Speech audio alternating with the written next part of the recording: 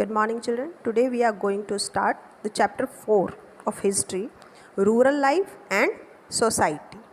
Okay, before that we have studied the chapter 1 of history, studying the past. Okay, and chapter 2 and 3 we are not going to study now. So we will start the chapter 4. Okay, this is rural life and society. Rural life means village life and society during the British period. In this chapter, we would study about the land revenue policy made by the Britishers, commercialization of agriculture and peasants' revolts. So let's start. जब British India आए थे तब villages self sufficient units थे. ज़्यादातर जो products होते थे वो विलेज पीपल खुद ही प्रोड्यूस किया करते थे. जो जितने भी विलेजेस थे वहाँ एक पंचायत होती थी उनके डिस्प्यूट्स को, आपसी झगड़े को सेटल करने के लिए. फार्मर्स को अपने लैंड पर राइट मिला हुआ था, वो उस पर कल्टीवेट कर सकते थे और कोई भी उसको एविक्ट नहीं करता था, कोई भी उसमें हस्तक्षेप या फिर इंटरफेयर नहीं करता था. वो अपने प्रोड्यूस का एक पार्ट स्टेट को एज अ रेवेन्यू पे किया करते थे. जब कैलामाइटी का टाइम आता था, कैलामाइटी मतलब कोई आपदा आ जाती थी जैसे कि ड्रॉट, फ्लड, तो इस समय पर रेवेन्यू को रिड्यूस कर दिया जाता था या फिर टोटली ख़त्म कर दिया जाता था. विलेजर्स जो थे वो पॉलिटिकल अपहीवल से बहुत ही कम ऐसा होता था कि वो अफेक्ट होते हो. मतलब पॉलिटिकल अपहीवल्स मतलब जो राजनीतिक कुछ बंधन होते थे, जो राजनीति से संबंधित जो चीज़ें होती थी उनका बहुत कम प्रभाव उन पर पड़ता था. और केवल उनके जो कॉन्टेक्ट थे मुग़ल रूलर्स से, है ना, किस लिए बस कांटेक्ट था, उनको रेवेन्यू पेमेंट करने का. बाकी किसी भी चीज़ में उन जो फार्मर थे उनका कोई भी उनके साथ कांटेक्ट नहीं था. वो केवल अपना रेवेन्यू पे करने तक ही सीमित थे. ओके, जब ब्रिटिश आए इंडिया, उन्होंने अपना रूल इस्टेब्लिश किया तो उन्होंने ओल्ड सिस्टम को सुपरवाइज़ करना शुरू किया अपने ऑफिशियल्स के थ्रू और अपने इंडियन एजेंट्स के थ्रू. लेकिन जो पीजेंट्स मतलब फार्मर्स, जो पीजेंट्स और लैंडलॉर्ड्स जो थे, है ना, उनको अप्रेस कर रहे थे. वो अप्रेस कर रहे थे मतलब उन पर दबाव डाल रहे थे और उन्हें एक्सप्लॉइट किया जा रहा था कंपनी के ऑफिशियल्स के थ्रू, है ना. मुग़ल पीरियड में हमने क्या पढ़ा था कि वो बस लैंड रेवेन्यू पे करने तक ही उनसे कनेक्शन था, उसके अलावा कोई कनेक्शन नहीं था मुग़ल से या फिर पॉलिटिकल हैवन से उनका कोई लेना देना नहीं था. लेकिन जब ब्रिटिशर्स इंडिया में आए तो उन्होंने ये जो पूरा सिस्टम था रेवेन्यू का, वो उसको जो है अपने ऑफिशियल्स के थ्रू सुपरवाइज़ करना शुरू कर दिया या फिर उनके जो इंडियन एजेंट्स थे उनके थ्रू उसे वो सुपरवाइज़ किया करते थे. और जो ऑफिशियल्स होते थे वो कंपनी के या ब्रिटिश के द्वारा अपॉइंट किए हुए जो ऑफिसर्स होते थे वो लैंडलॉर्ड्स को और पीजेंट्स को, फार्मर्स को एक्सप्लॉइट करते थे और अप्रेस करते थे, उन पर दबाव डालते थे, उन पर अत्याचार करते थे. धीरे धीरे जो कंपनी थी, कंपनी मतलब east India company. East India company क्या थी? ब्रिटिशर्स ने जो अपना यहाँ पर पॉलिटिकल राइट बनाने के लिए, अपना पॉलिटिकल दबदबा बनाने के लिए जो उन्होंने यहाँ पर अपना एक कंपनी इस्टेब्लिश की थी, ट्रेड कंपनी इस्टेब्लिश की थी, उसे ईस्ट इंडिया कंपनी का नाम उन्होंने दिया था. तो ईस्ट इंडिया कंपनी ही यहाँ का पॉलिटिकल जो रूल था वो चला रही थी और उसी के हाथ में पूरा जो था शासन आ चुका था. ठीक है, तो जो कंपनी के ऑफिसर्स थे, ऑफिशियल्स थे, उन्होंने वो क्या करते थे कि पीजेंट्स, किसानों पर और लैंडलॉर्ड्स पर दबाव डालते थे और उन्हें बहुत एक्सप्लॉइट करते थे. धीरे धीरे जो कंपनी थी उसने अपनी पॉलिसीज़ में कुछ बदलाव किए और रेवेन्यू कलेक्टर्स को डायरेक्टली रिक्रूट करना शुरू कर दिया. पुलिस को, जुडिशियल ऑफिसर्स को डायरेक्टली उन्होंने रिक्रूट करना या फिर उनकी भर्ती करना शुरू कर दिए. ये जो आउटसाइडर्स थे, आउटसाइडर कौन? ब्रिटिशर्स. उन्होंने विलेज एडमिनिस्ट्रेशन में भी अपना इंटरफेयर करना शुरू कर दिया. तो विलेज की जो पंचायत थी उनकी इम्पोर्टेंस अब धीरे धीरे ख़त्म होने लगी. रेवेन्यू जो है उसका एक फ़िक्स अमाउंट लिया जाता था फार्मर से, है ना, वो प्रोड्यूस का कुछ जो प्रोडक्ट होता था उसका कुछ पार्ट उसको फिक्स किया गया था। पीजेंट्स जो थे वो रेवेन्यू अपना कैश में पे करते रहे कुछ समय तक, और उन्हें समय समय पर फोर्स किया जाता था कि वो अपने क्रॉप्स को बढ़ाएं, रेज करें, ताकि मार्केट में उसे बेचा जा सके। इसका रिज़ल्ट ये हुआ कि जो विलेजेस थे उन्होंने अपनी सेल्फ सफिशिएंसी को लॉस्ट कर दिया। जो उनका सेल्फ सफिशिएंट थे पहले, अपने ज़रूरत की हर चीज़ को वो खुद ही प्रोड्यूस किया करते थे, तो वो सेल्फ सफिशिएंसी उनकी ख़त्म हो गई जब ब्रिटिश रूल यहाँ पर आया। ठीक है, तो इसमें हमने पढ़ा कि ब्रिटिश के आने के बाद इंडियन विलेज की सोसाइटी में क्या बेसिक चेंजेस आए। Now we would study the land revenue policy. Okay, British government ने जो लैंड रेवेन्यू पॉलिसीज़ अपनाई वो किस तरह की थी। इकोनॉमिक पॉलिसीज़ जो ब्रिटिश गवर्नमेंट ने अडॉप्ट की थी भारत में, उससे यहाँ के रेवेन्यू सिस्टम में काफ़ी चेंजेस आए। यहाँ के ट्रेड में, एग्रीकल्चर में और इंडस्ट्रीज़ में भी काफ़ी बदलाव आए। उनका ये जो पॉलिसीज़ उन्होंने बनाई थी, इसका एम सिर्फ क्या था, ब्रिटिश इकोनॉमी को बढ़ाना। मतलब जो ब्रिटेन है, इंग्लैंड है, यहाँ की इकोनॉमी को स्ट्रॉन्ग करना। वो और किसके माध्यम से, इंडिया के रिसोर्सेज के माध्यम से। ओके, तो यहाँ जो एडमिनिस्ट्रेशन था उसके लिए उन्हें मनी की ज़रूरत थी, है ना, और जो फंड था वो ज़्यादातर फंड फाइटिंग में फाइट करते करते उनका वॉर फाइट करते में ख़त्म हो चुका था। उन्होंने फ्रेंच से वॉर किया था, और उसके अलावा बंगाल, बिहार, उड़ीसा, हैदराबाद, इन सब रूलर्स के साथ लगातार वो वॉर करते रहे यहाँ पर अपना जो है अधिकार करने के लिए। तो इन सब वॉर में फाइट करने के कारण उनके पास जो भी फंड थे वो लगभग ख़त्म हो चुके थे। इसीलिए उन्होंने लैंड रेवेन्यू के थ्रू कंपनी का कलेक्शन बढ़ाने का सोचा, और इस पर्पस को अचीव करने के लिए उन्होंने नया रेवेन्यू कलेक्शन सिस्टम इस्टेब्लिश किया, जिसे ये 3 तरह के उन्होंने रेवेन्यू सिस्टम यहाँ पर इंडिया में इस्टेब्लिश किए थे। Permanent settlement, Mahalwari settlement and ryotwari system. ठीक है, ये तीनों क्या थे, लैंड रेवेन्यू सिस्टम थे जो ब्रिटिशर्स ने इंडिया में स्टार्ट किए थे या इस्टेब्लिश किए थे। किस लिए, कलेक्शन को, रेवेन्यू कलेक्शन को बढ़ाने के लिए। Okay, then permanent settlement. सबसे पहले हम परमानेंट सेटलमेंट के बारे में पढ़ेंगे, दैट क्या था परमानेंट सेटलमेंट। परमानेंट सेटलमेंट की शुरुआत लॉर्ड कॉर्नवालिस ने 1793 में की थी। इस सेटलमेंट के अकॉर्डिंग जो ज़मींदार थे स्टेट के, उन्हें वहाँ का ओनर बना दिया गया, और उसके लिए ये रिक्वायर कर दिया गया कि वो रेवेन्यू का एक फ़िक्स्ड अमाउंट गवर्नमेंट के पास हर साल एक स्पेसिफाइड टाइम पर डिपॉज़िट करे। ज़मींदार जो थे इस सिस्टम के अंतर्गत, उनकी पोजीशन काफ़ी अच्छी थी जागीरदारों के मुकाबले मुग़ल पीरियड में, है ना। अच्छी क्यों थी, क्योंकि उन्हें ज़मीनों का अधिकार मिल जाता था रेवेन्यू कलेक्ट करने का, तो वो अपने मन से वहाँ पर रेवेन्यू कलेक्ट करते थे। तो इसके कारण उनकी जो इकोनॉमिक कंडीशन थी वो काफ़ी बेटर हो गई थी।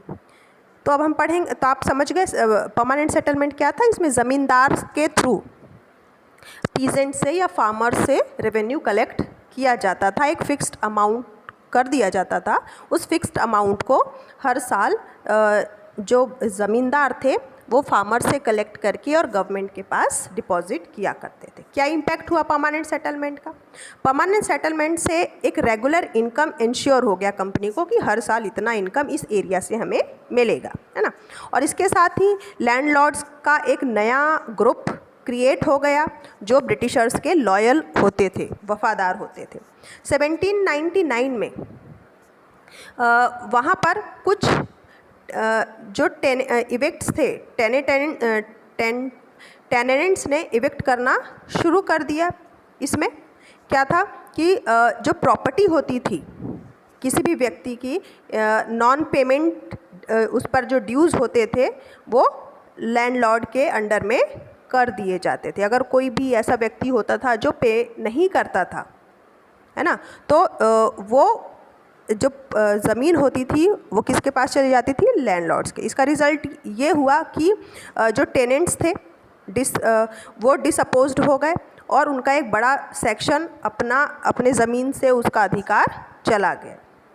पर्टिकुलरली ऐसा तब होता था जब क्रॉप फेल हो जाया करती थी, तो लैंडलेस लेबरर्स की संख्या वहाँ पर बढ़ती गई। बहुत बड़ी संख्या में विलेजेस में जो लैंडलेस लेबरर्स हो गए उनकी पॉपुलेशन बढ़ती गई। इस तरीके से समझ में आया? इसका मतलब क्या हुआ? क्या बताया मैंने? 1799 में एक पावरफुल लैंडलॉर्ड्स का एक ग्रुप तैयार हो गया। कैसे? जो भी फार्मर पे नहीं करता था रेवेन्यू, है ना, उसकी जो ज़मीन होती थी वो लैंडलॉर्ड के पास चली जाती थी। लैंडलॉर्ड उसकी ज़मीन को ले लेता था।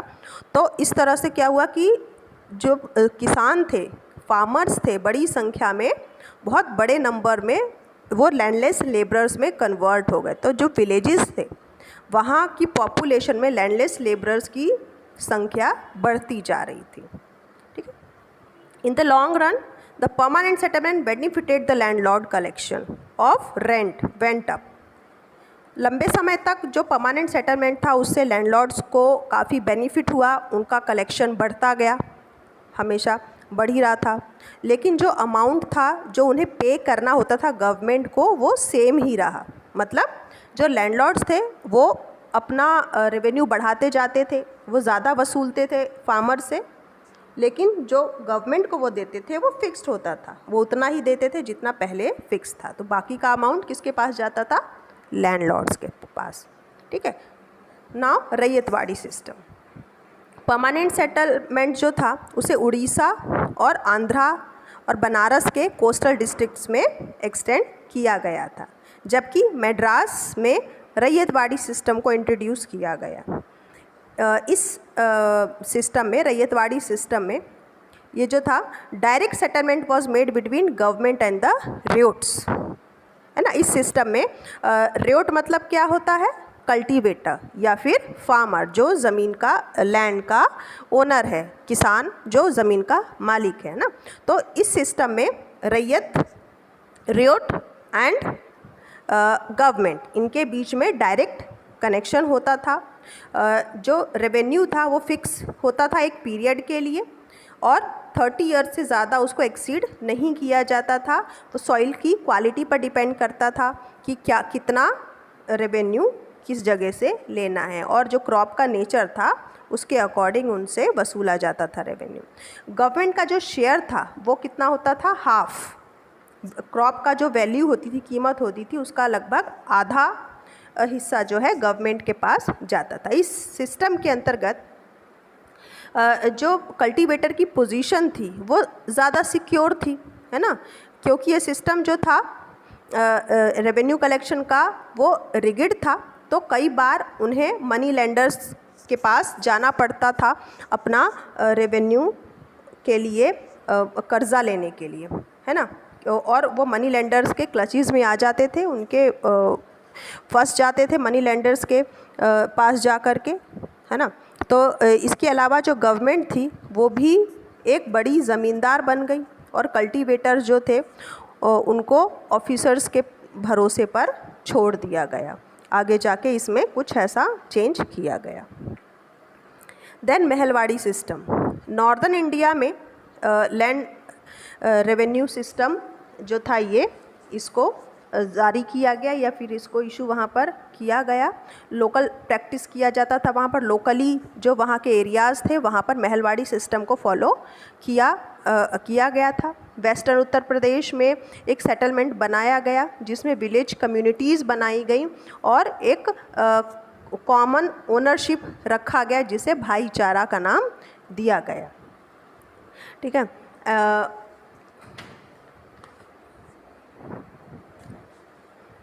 भाईचारा और with mahals, with were group of villages. महल क्या था?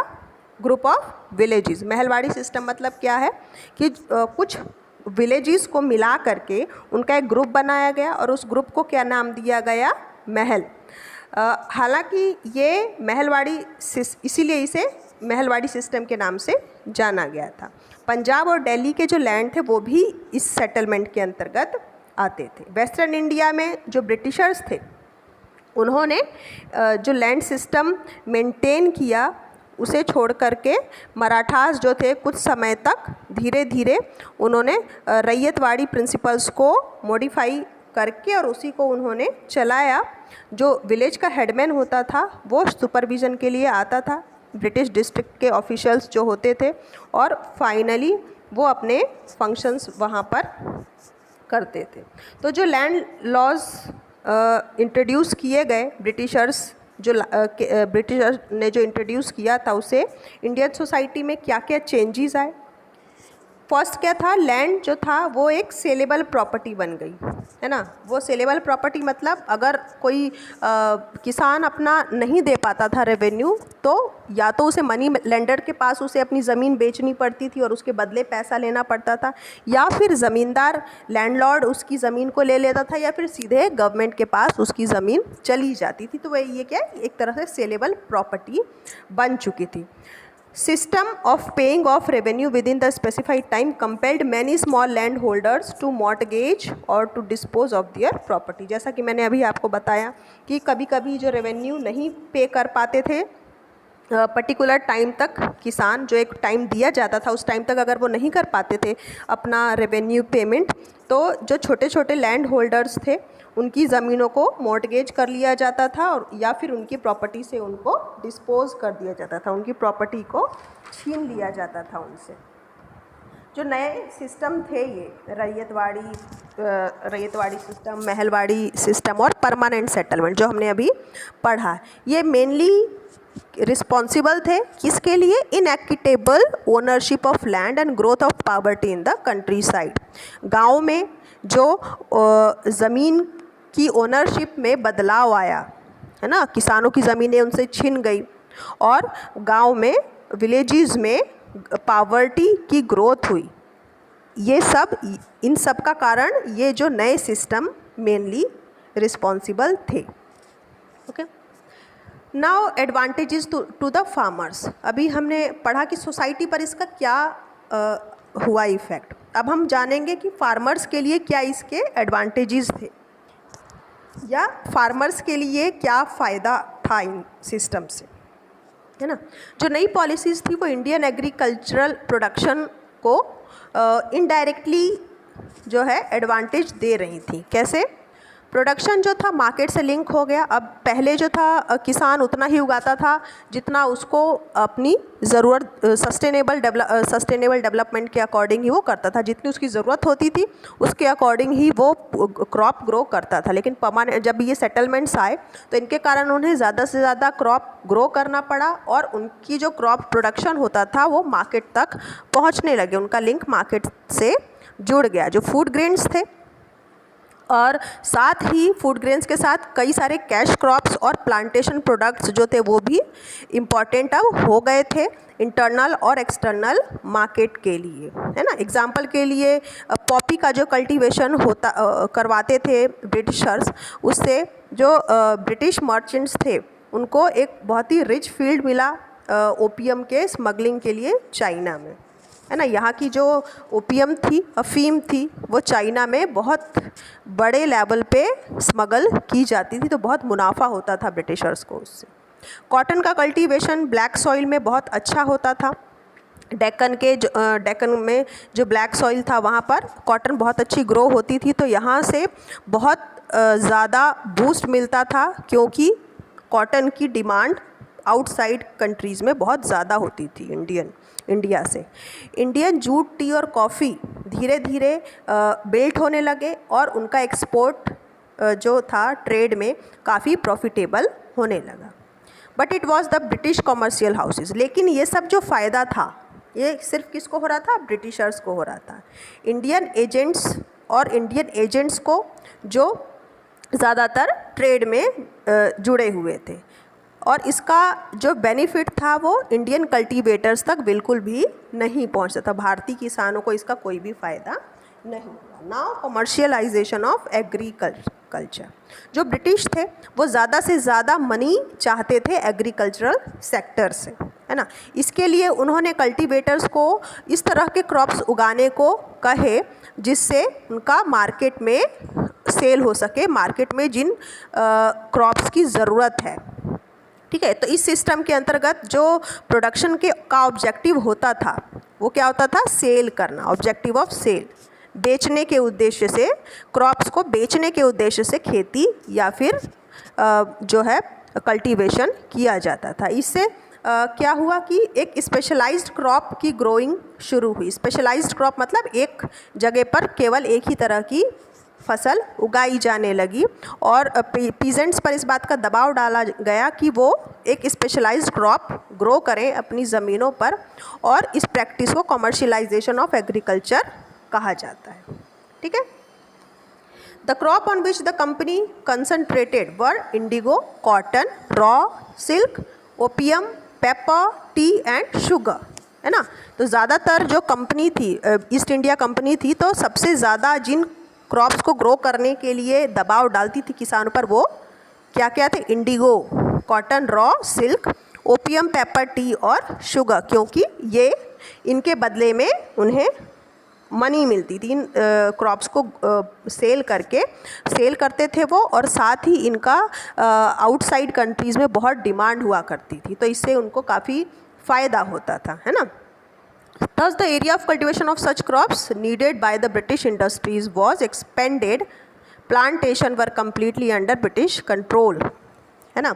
तो जो क्रॉप्स थे, है ना, ब्रिटिश जो एरिया थे कल्टीवेशन के, जहाँ पर इस तरह की क्रॉप्स ग्रो की जाती थी, वो ब्रिटिश इंडस्ट्रीज़ के लिए ज़रूरी होती थी, इसलिए वहाँ पर ब्रिटिश इंडस्ट्रीज़ को एक्सपेंड किया गया। प्लांटेशन जो था कम्प्लीटली ब्रिटिशर्स के अंडर में था।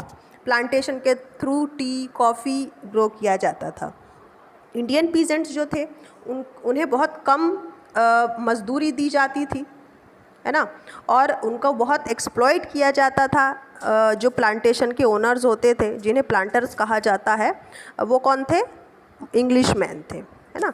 जो किसान थे, लैंडलेस लेबरर्स थे, उनको यहाँ पर मजदूरी करवाई जाती थी, और उन ज़मीनों के मालिक कौन होते थे, जो इंग्लिशमैन, अंग्रेज़ होते थे। ठीक है, इंडियन उनके ओनर नहीं होते। तो इस तरह से कमर्शियलाइजेशन किया गया एग्रीकल्चर का। Now drain of wealth. Drain का मतलब क्या होता है, बहना। तो वेल्थ मतलब धन जो है हमारे देश का, हमारी कंट्री का जो वेल्थ है, उसका ड्रेन कैसे हुआ। ठीक है। ब्रिटिश ईस्ट इंडिया कंपनी का जो मोटो था, उनका जो लक्ष्य था, वो क्या था, यहाँ पर ज़्यादा से ज़्यादा मनी कलेक्ट करना, है ना। जितना वो मनी यहाँ से कलेक्ट कर सकते हैं उतना मनी वो कलेक्ट करें। ठीक है। इससे उनको बहुत प्रॉफिट भी हुआ, लेकिन ये जो था मनी जो अर्न करते थे डिफरेंट सोर्सेज से, वो इंडिया के डेवलपमेंट के लिए ना लगाकर उसे वो इंग्लैंड में भेजते थे, है ना। तो हम अब नीचे सोर्सेज पढ़ेंगे, किन सोर्सेज के थ्रू जो वेल्थ है वो गेन करते थे इंग्लिशमैन और उसे ब्रिटेन में भेजते थे। फर्स्ट है salary payable to the officers of the company.